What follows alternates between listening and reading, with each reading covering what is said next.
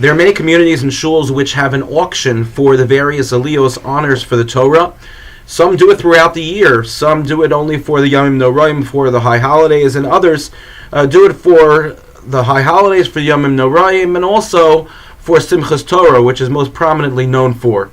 And that's, for example, to auction off the honor of completing the Torah, the aliyah of Chassan Torah, and the honor of starting the Torah, Chassan Bereshis. And individuals are given the opportunity to bid, and the honor would go to the highest bidder. So when I was learning back in yeshiva, there was obviously all the students in the yeshiva who were also going to bid on these honors, but the honors were offered not for a bid of money, but it was offered for a bid for a pledge of learning a specific amount of Torah. So for example, if one young man wanted to buy a particular aliyah, he would bid someone else by pledging to learn more Masechtos, learn more pages of Gemara. And what always ended up happening is that sometime during the middle of the year, one of the individuals who had pledged so much learning at the time in which the auction took place, that individual would turn to his friends and ask other people to learn on their behalf because they wouldn't be able to complete it alone, or to ask if there was a possibility that they could somehow nullify their vow. And so this was very memorable, because I always thought to myself, when it came to the actual auction itself, I heard people calling out these different pledges, and I said, there is no way that they're going to actually be able to fulfill what it is that they're pledging. But there was a certain sense of excitement that took place at the time of the auction, that people committed to things which they may have or may have not thought that they would possibly be able to commit to.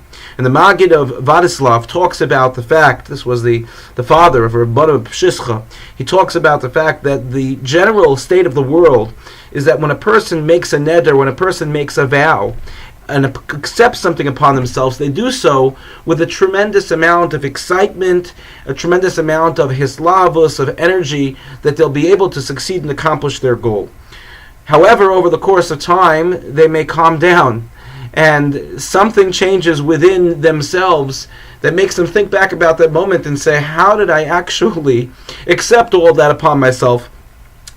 There was no way that I'd be able to accomplish all that I wanted to accomplish, because it wasn't realistic. So why in the first place did I accept that upon myself? In our parsha, the first of our two parshas, Parshas Matos, the Torah talks about the fact that when a person makes a vow, they have to be very, very careful, lest they make a vow that they will not be able to keep.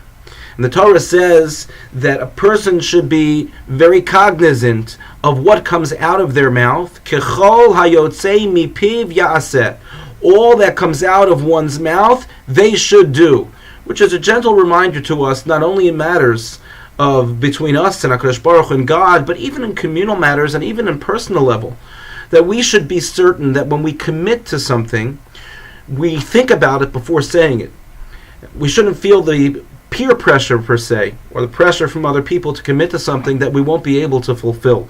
There's a lot to be said about the amount of times that we commit to something and we really don't have the time to be able to follow through, and effectively not only do we disappoint others, but we disappoint ourselves. And this concept is learned from the idea of a neder. A person, when it comes to a neder, when it comes to a promise, when it comes to swearing, a person has to be so careful that they're able to stick to what it is that they're swearing or promising about. Nowadays we don't swear, but back certainly in the times of the Torah. But our days, practically speaking, we have to be very careful when committing to other people, not only to not disappoint them, but not disappoint ourselves, and to be individuals in which we're able to successfully keep our word. And keeping our word means that before we say it, to think about whether we'll be able to fulfill it or not. Thank you for listening. Have a good Shabbos and a Shavua Tov.